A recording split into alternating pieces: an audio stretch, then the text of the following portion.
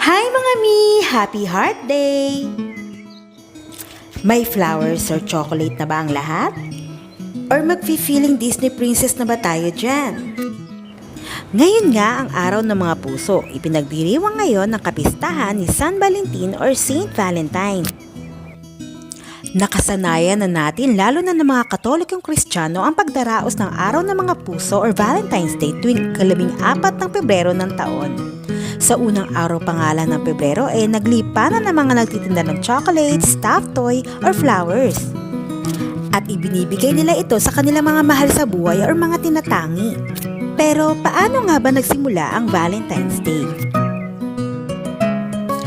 Ang simbahang Katoliko may kinikilalang 3 santo at lahat sila ay tinawag na Saint Valentine. At isa na nga rito ay si Valentin, isang Katoliko Romanong pare noong 3 siglo ng Ancient Roman. Noong panahon na yun ay nagkaroon ng mga maraming labanan at nahirapan sila makahanap ng mga susunod na sundalo dahil sa hindi maiwan ng mga sundalong ito ang kanilang pamilya at minamahal sa buhay upang sumabak sa gera.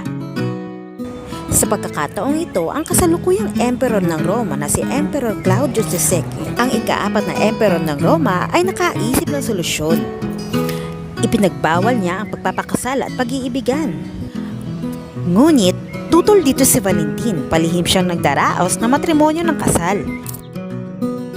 Nang malaman ito ng emperador ay pinag-utos niyang hulihin si Valentin. Naparusahan ng kamatayan si Valentin sa pamamagitan ng pagbugot sa ulo. Habang inaantay ni Valentin ang araw ng kanyang kamatayan, ginugol niya ang mga nalalabing araw sa pagtuturo ng Kristyanismo at nanggagamot siya sa mga may sakit. At isa sa mga ito ay ang anak ng gwardya o tagabantay. At sa araw ng kanyang kamatayan, February 14, 270 AD, gumawa siya ng isang sulat. Nasa huling talata ay nakasulat ang salitang Your Valentine. Bilang isang paring martir, kinilala si Valentin bilang isang santo ng simbahang Katoliko. Isa siya sa pinakasikat na santo sa Pransya at Inglaterra.